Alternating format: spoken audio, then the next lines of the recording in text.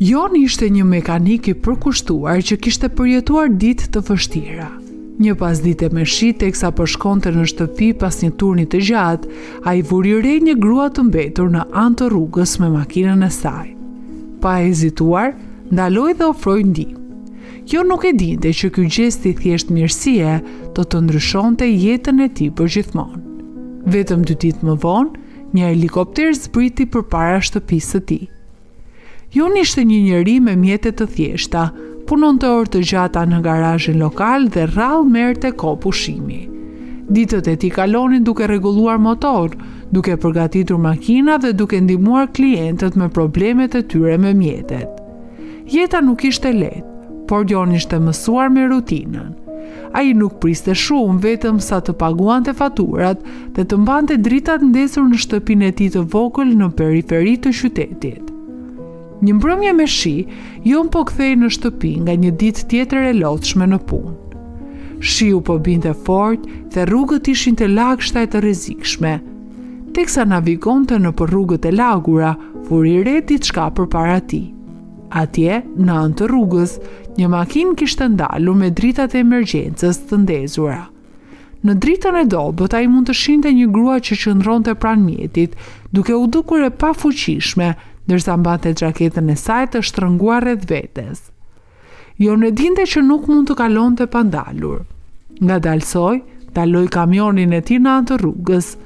Duke dalë në shi, ju afrua gruas dhe e pyeti nëse i duhej ndihmë. Ajo tundi kokën duke shpjeguar se makina e saj nuk nisej. Jon e vlerësoi shpejt situatën duke kuptuar që nuk ishte një problem i madh, vetëm një bateri e shuar. Ai ofroi ta niste ai makinën e saj me kamionin e tij, ndërkohë që shiu vazhdonte të binte. Jon punoi me shpejtësi duke lidhur kabllot dhe duke ndezur makinën e saj. Gruaja e lagur, por mirënjohëse, e falenderoi përsëri, duke ofruar të paguante për ndihmën e tij. Por Jon e refuzoi me një buzëqeshje, duke thënë se nuk kishte asgjë. Ai ishte i lumtur që ajo mund të shkonte në shtëpi e sigurt.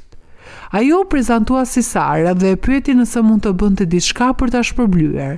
Jon thjesht buzëqeshi sërish dhe tha: "Jo, është në rregull, vetëm shpërble dikë tjetër një ditë." Sara buzëqeshi ngrohtësisht, por diçka në mënyrën se si e shikonte Jonin ishte ndryshe, si të ishte duke menduar për diçka më të thellë. Me një përshëndetje mirënjohëse, ajo u largua në shi, duke lënë Jonin të pyeste nëse do ta shinte ndonjëherë përsëri. 2 ditë kaluan dhe Jon pothuajse kishte harruar atë takim të lagur. Ai ishte kthyer në rutinën e tij të zakonshme në garazh, duke rregulluar makina, duke u marrë me klientët dhe duke u siguruar që gjithçka të funksiononte mirë. Por atë mëngjes, diçka e papritur ndodhi. Jon ishte në mes të ndërrimit të vajt në një kamion kur telefoni i tij ra. Ishte komshiu i tij, i cili tingëllonte shqetësuar. "Jon, duhet të vish në shtëpi tani," tha komshiu. "Ka një helikopter në lagje, në stadiumin afër shtëpisë tënde." I hutuar, Jon fshiu duart me një lezgë dhe nxitoi jashtë garazhit. Mendja e tij po shpjetonte çfarë mund të ishte duke ndodhur. Teksa ngiste makinën për në shtëpi, një përzierje e kurioziteti dhe shqetësimi mbushën mendimet e tij. Kur më në fund arriti në rrugën e tij, nuk mund të besonte syve. Atje ishte një helikopter i madh, i shkëlqyeshëm. Disa njerëz me kostume qëndronin përreth, sikur po e prisnin. Jon parkoi kamionin dhe ju afrua grupit me kujdes. Para se të mund të thoshte diçka, njëri prej burrave bëri një hap përpara dhe u prezantua. "Zoti Thompson, jemi këtu në emër të dikujt që e ndihmua 2 ditë më parë në shi," tha burri me një buzëqeshje të lehtë. Jon u befasua. "E keni fjalën për Sarën?" pyeti duke kujtuar gruan që i kishte rregulluar makinën. Burri tundi kokën dhe i dha një letër. Jon e hapi atë. Duart i dridheshin. Letra thoshte thjesht: "Faleminderit për mirësinë tuaj. Kjo do të thotë shumë. Ju lutem, eja me ne. Lër pak kohë punën tënde, të lutem." Jon shikoi letrën në mosbesim. Zemra e tij rrinte shpejt ndërsa përpiqej të kuptonte çfarë po ndodhte. Përse do të dërgonte Sara një helikopter? Çfarë mund të donte? Mendimet e Jonit po rrotulloheshin ndërsa shikonte helikopterin dhe njerëzit që e prisnin. Ai nuk kishte asnjë ide se çfarë po ndodhte, por diçka i tha se kjo nuk ishte thjesht një falënderim për nisjen e makinës. Pas një momenti hezitimi, Jon tudhi kokën, ende i pasigurt, por kurioz. Burri bëri shenjë drejt helikopterit dhe Jon e ndoqi. Teksa hipën, Jon nuk mund të mos mendonte se si gjesti i tij thjesht i mirësisë e kishte çuar në këtë. Ai nuk ishte hipur kurrë në helikopter. Helikopteri u ngrit lehtë, duke i ngritur mbi qytetin e vogël. Jon shikonte nga dritarja, duke u përpjekur të kuptonte se ku po shkonin. Nuk kaloi shumë kohë para se helikopteri të fillonte të zbriste drejt një prone të madhe në periferinë e qytetit, një vend ku Jon nuk ishte qenë kurrë më parë. Pallati poshtë ishte i rrethuar nga kopshte të bukura dhe pamja e tij e la Jonin me gojë hap. Kjo nuk ishte një shtëpi e zakonshme. Kjo ishte diçka që dukej si ëndër. Helikopteri ul dhe Jon u çua brenda. Gjithçka ndihej surrealiste. Shtëpia ishte madhështore, me dysheme mermeri dhe tavane të larta. Burri që i dha letrën Jonit e drejtoi atë nëpër korridore derisa arritën në një dhomë të madhe me dritare nga tavani në dysheme që shikonin nga kopshtet. Atje, duke qëndruar pranë dritares, ishte Sara. Joni u habit. Sara duke ndryshe nga gruaja që kishte takuar në shi. Ajo ishte veshur me elegancë, duke qëndruar drejt dhe e përmbajtur. Teksa u thye përballë tij, ajo buzëqeshi ngrohtësisht, por kishte një seriozitet të veçantë në shprehjen e saj. "Jon," filloi ajo, "kam pritur për ty." Jon bëri një hap përpara, ende duke u përpjekur të procesonte gjithçka. "Sara, çfarë është gjithë kjo? Pse helikopteri? Pse jam këtu?" Buzëqeshja e Sarës u zbut. "Më ndihmove kur nuk kishe pse, kur askush tjetër nuk ndaloi. Ky veprim i thjesht kishte shumë rëndësi për mua. E she, unë nuk jam vetëm, Sara.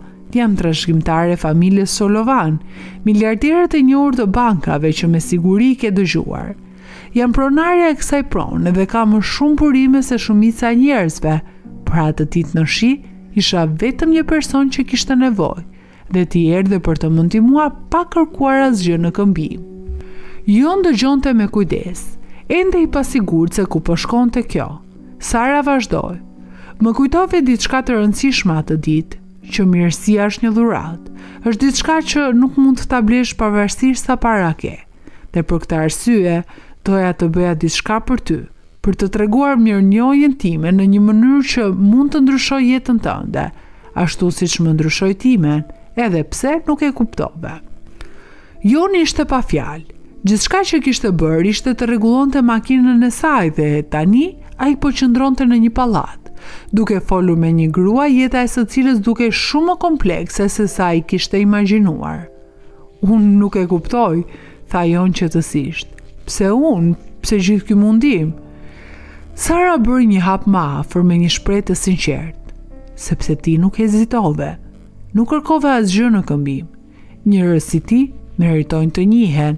Dhe tani, dua të ofroj diçka që mund të ndryshojë jetën tënde, por vetëm nëse je i gatshëm ta pranosh." Zemra e Jonit rrinte. "Çfarë do të thotë?" pyeti me kujdes. Sara ofrua te një tavolinë e vogël në dhomë. Mbi të ishte një zarf i trashë dhe një set çelësash. Ajo i mori dhe ja dorëzoi Jonit. "Këto," tha ajo, "përfaqësojnë një fillim të ri." Zarfi përmban para të mjaftueshme që të jetosh rehat për pjesën tjetër të jetës, dhe çelësat janë për një makinë që është parkuar jashtë. Një shumë më e mirë se kamioni yt i vjetër, por më shumë se kaq, dua të ofroj diçka tjetër. Jo në manit. Shikoj zarfin me mosbesim. Duart i dridheshin ndërsa mbante atë. "Nuk di çfarë të them," përshpëriti ai. Ideja e një sigurie financiare e një rrugë për të shpëtuar vështirësive të përditshme me të cilat ishte mësuar ishte dërmuese. Por Sara nuk kishte përfunduar. "Ka më shumë," tha ajo butësisht. "Kam një vend të lirë pune. Të më duhet dikush me aftësinë dhe zemrën tënde. Të ishte një shans për të lënë pas jetën e vjetër dhe për të hyrë në diçka të re." Jo ndjeu një val emocionesh. Nuk prisa asgjë nga ajo kur ndaloi për të ndihmuar një të huaj në shi. Tani po i afroi një jetë që nuk i kishte imagjinuar kurrë. Ai mori frymë thellë dhe shikoi Sarën. Kjo është e pabesueshme, tha ai, por nuk e di nëse mund t'i pranoj të gjitha këto. Është shumë. Sara tundi lehtë kokën. Nuk është shumë, është pikërisht ajo që meriton. Shoh çfarë lloj personi je jon. Je i përullur, i zellshëm dhe i sjellshëm. Njerëz si ti shpesh mbetet të pavërejtur, por jo këtë herë. Këtë herë mirësia jote po shpërblehet. Jon qëndroi aty, ende i pasigurt se çfarë të bënte. Oferta ishte jashtëzakonshme, por gjithashtu ishte dërmuese. Thjesht më duhet kohë për të menduar, tha ai më në fund. Sara tundi kokën me mirëkuptim. Merr gjithkohën që të duhet. Oferta do të mbetet gjithmonë e hapur. Jon u largua nga pallati atë ditë me zarfin dhe çelsat, por mendja e tij ishte ende duke u rrotulluar. Udhëtimi me helikopter për në shtëpi duke si një mjegull. Pasi arriti në shtëpinë e tij të vogël dhe të njohur, ul në dhomën e tij të ndenjës duke parë zarfin e trashë mbi tryezë. Ende nuk e kishte hapur, për një arsye, i duhet të përpunonte gjithçka që kishte ndodhur. Disa ditë kaluan dhe Jon u kthye në rutinën e tij në garazh, por gjithçka ndihej ndryshe tani. Nuk mund të ndalonte së menduari për ofertën e Sarës. Parat, puna, ishte shumë më shumë nga çfarë kishte ndërruar ndonjëherë, dhe megjithatë, diçka për të i dukej pothuajse tepër e mirë për të qenë e vërtetë. Një mbrëmje ndërsa rinte në verandë, pas një dite të gjatë pune, Jon nxorri zarfin dhe e hapi. Brenda ishte një çek, një shumë kaq e madhe sa që e la pa frymë. Kur më parë nuk ishte parë kaq shumë zero në jetën e tij. Së bashku me çekun, ishte një letër e shkruar me dorë nga Sara. Letra lexonte: Jon, ky është vetëm fillimi. Mirësia jote ndryshoi jetën time atë ditë dhe shpresoj që kjo të ndihmoj për të ndryshuar edhe tënden. Por mos harro, zgjedhja është e jotja. Mund të vazhdosh siç ke bërë gjithmonë, ose mund të bësh një hap në diçka të re. Sido që të jetë, do të jem gjithmonë mirënjohëse për atë që bëre për mua. Jon u mbështet prapa duke ndjerë një përzierje mirënjohjeje dhe pasigurie. Parat mund t'i ndryshonin gjithçka. Nuk do të kishte më përpjekje për të paguar faturat, nuk do të kishte më orë të gjata në garazh vetëm për të mbijetuar. Ai më në fund mund të kishte sigurinë që gjithmonë kishte ndërruar. Por oferta për të punuar për Sarën, ajo ishte diçka krejt tjetër. Ishte një shans për të lënë pas një jetë shënjinte dhe për të filluar diçka të re, diçka kuptim plot. Vendimi e rëndoi për ditë të tëra. Mendonte për jetën e tij, për vështirësitë dhe për veprimin e thjeshtë të mirësisë që e kishte sjell deri këtu. Dhe pastaj, një mëngjes, u zgjua me një ndjesi qartësie. Jon vendosi se ishte koha për të marrë një shans. Telefonoi numrin në kartën që kishte dhënë Sara dhe pranoi ofertën e saj. Ai la pas garazhin, orët e gjata dhe shqetësimin e vazhdueshëm për mbijetesë. Tani, duke punuar krah për krah me Sarën, Joni gjeti një ndjesi të re qëllimi. Puna ishte sfiduese, por e kënaqshme, dhe për herë të parë pas shumë vitesh, ndjeu se jeta e tij po ecste në një drejtim të ri. Mirënjohja e Sarës i hapi dyer që nuk i kishte imagjinuar kurrë, dhe Jon mësoi se ndonjëherë një gjest i vogël i mirësisë mund të çojë në ndryshimet më të jashtëzakonshme. Teksa qëndronte përpara pallatit një mbrëmje, duke parë perëndimin e diellit mbi kopshtet, Jon nuk mund të mos reflektonte se sa larg kishte arritur. Jeta e tij ishte transformuar në mënyrë që nuk e kishte imagjinuar kurrë, e gjitha sepse kishte ndaluar për të menduar për një të huaj në shi.